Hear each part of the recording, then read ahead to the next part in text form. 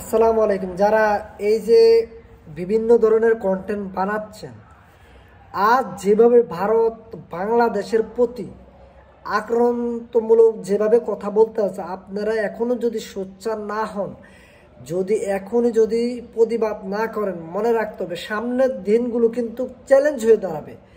আপনারা তাদের যে অপপ্রচার তারা চালাচ্ছে, বাংলাদেশে মিডিয়ার কাছে আহ্বান করছি, তাদের যে মিডিয়াগুলো যেভাবে বাংলাদেশের প্রতি অপপ্রচার চালাচ্ছে, এটার দাঁত ভাঙার জবাব দিতে হবে।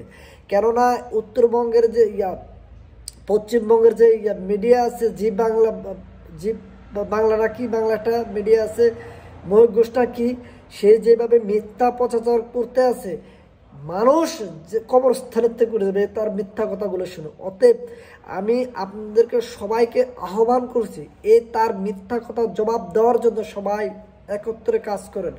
মনে রাখবেন, দেশের বিরুদ্ধে সার্বভৌমত্ব রক্ষা করার জন্য সবাই একসাথে কাজ করতে হবে। আইনশৃঙ্খলা বাহিনী প্রশাসনের সাথে মিলে কাঁধে কাঁধ মিলে সবাই কাজ করতে হবে। দেশের বিরুদ্ধে যারা ষড়যন্ত্র করতে হবে, ধাত ভাঙার জবাব দিতে হবে। আজ আমরা জবাব দিচ্ছি না বিধা দেখে তারা একটার পর একটা বিবৃতি দিয়ে যাচ্ছে। বাংলাদেশকে যেভাবে হেয় প্রতিপন্নভাবে কথা বলতে আছে, আমরা আজ কি দেখি, ভারতের কিছু উগ্রত্ববাদী হিন্দু ভাইরা আছে, তারা যেভাবে বাংলাদেশের প্রতি ছোট ছোট করে কথা বলতে আছে। বাংলাদেশ ভেসে আসে নাই, বাংলাদেশের নিজের একটা স্বাধীনতা আছে, সার্বভৌমত্ব আছে, বাংলাদেশের একটা মানচিত্র আছে, বাংলাদেশের একটা পতাকা আছে, সব কিছু আছে বাংলাদেশের। আপনারা যেভাবে বাংলাদেশের প্রতি মিথ্যাচার অনাচার করতে আছেন, এগুলা আপনাদের কাছে হাতে পায়ে রিকোয়েস্ট করলাম, আপনারা এগুলো করবেন না। মনে রাখতে হবে, আপনাদের কিন্তু পরিণতি কিন্তু আপনাদের দেশের লোকরাই খারাপ করবে। আপনারা এই মিথ্যা কথা বলার জন্য এর জবাব আল্লাহর কাছে আপনাদের দিতে হবে।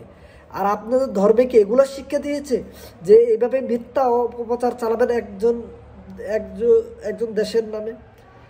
এভাবে পার্শ্ববর্তী দেশের নামে আপনারা কেন মিথ্যা কথাগুলো ছড়াচ্ছেন? আপনাদের দলীয় এজেন্ট বাস্তবায়ন করতে পারেন না, বিধাতে আজ আপনারা এই কাজগুলো করতে আছেন।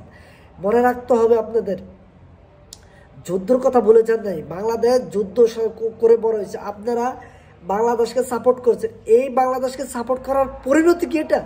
যে বাংলাদেশকে সাপোর্ট করার সময় চুষণ মোষণ দিয়ে সব নিয়ে গেছেন, এখনও নিতে চাচ্ছেন।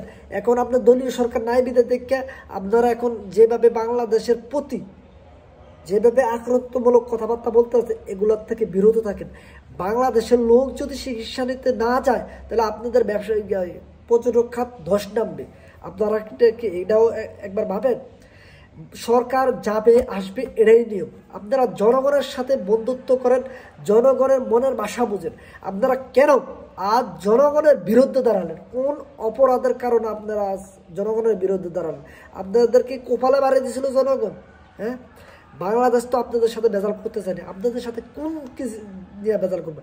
বাংলাদেশ যার সাথে তার সাথে চলবে, আপনাদের এটা দেখার বিষয় নয়।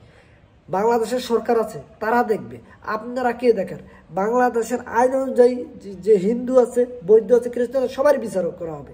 যারা আকাম কুকামের সাথে জড়িত সবাই বিচার করা হবে।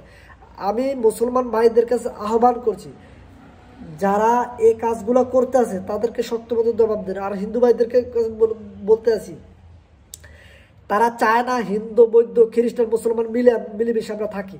ভারত চায় কিভাবে মুসলমানের ভিতরে পেঁচকি লাগায় তারা সুবিধা নিতে পারে।